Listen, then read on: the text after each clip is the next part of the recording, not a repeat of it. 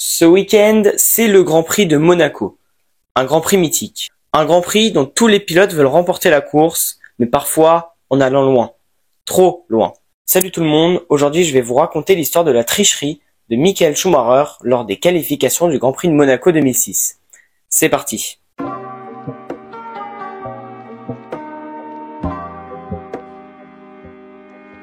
Nous sommes en 2006, une saison qui suit la saison 2005 où les Ferrari étaient nulle part et où Fernando Alonso dominait sur sa Renault.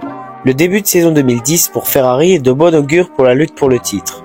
Alonso gagne à Bahreïn, en Australie et en Espagne, tandis que Michael Schumacher, lui, sur sa Ferrari, a gagné à Imola et au Nürburgring.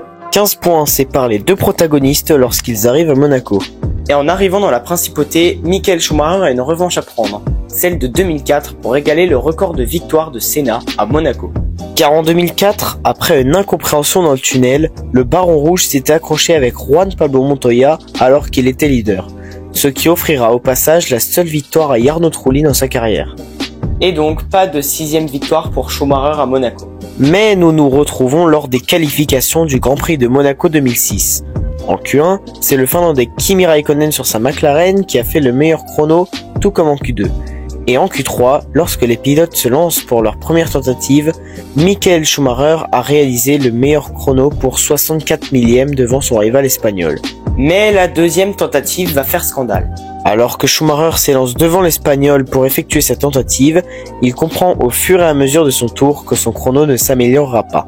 Que doit-il faire ? Doit-il abdiquer la pole position qui donne quasi la victoire ici et se contenter d'une 2e ou d'une 3e place ? Et tout ça sur la course la plus prestigieuse de l'année ? Mais en arrivant à la rascasse, Michael Schumacher tire tout droit et arrête sa voiture contre le rail. Mais la voiture n'est pas endommagée. L'une des images les plus mythiques de l'histoire de ce Grand Prix. Avec celle-ci. L'Allemand fait de grands gestes de déception avec les mains.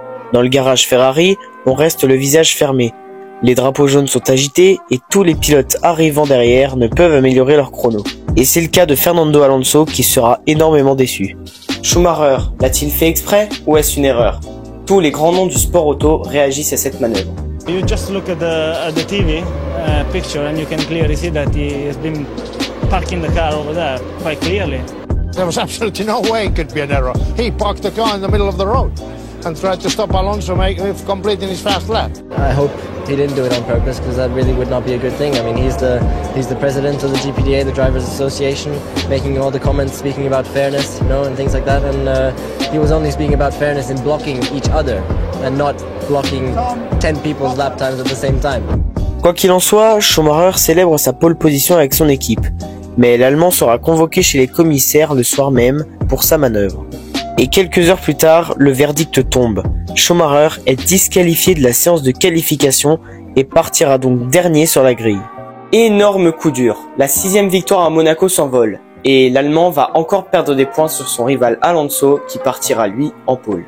Le lendemain, son rival, Fernando Alonso, s'impose sans trop de difficultés. David Coulthard offrira le premier podium de l'histoire de Red Bull et Michael Schumacher laissera parler son talent en remontant jusqu'à la 5ème place sur un circuit où tout dépassement est une épreuve. Quoi qu'il en soit, ce moment d'histoire restera mythique tant il a marqué cette course. Et voilà les amis, cette vidéo est terminée, j'espère qu'elle vous aura plu. Si c'est le cas, n'hésitez pas à lâcher un petit pouce bleu sous cette vidéo et à vous abonner à la chaîne, c'est le meilleur moyen de me soutenir. Dites-moi ce que vous pensez de cette manœuvre dans les commentaires. Et quant à moi, je vous laisse et on se retrouve très vite pour une prochaine vidéo. Ciao, bye bye. Victor Martins a piloté l'Alpine A521 de 2021 lors de tests privés sur le circuit de Monza en Italie.